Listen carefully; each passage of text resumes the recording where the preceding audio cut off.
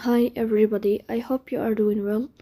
Today we will talk about how to fix or how to solve the problem of memory low on the application of Temu. You will click on settings like this. Here you will click on apps, default apps, app settings. Then you will search about Temu app and you will click here.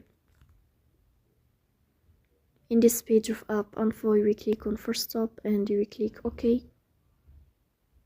Here you will enter to the window of storage.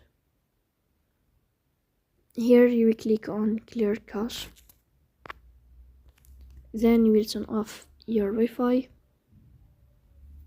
and you will turn on your Wi-Fi again to fix that problem. So that's all. Don't forget to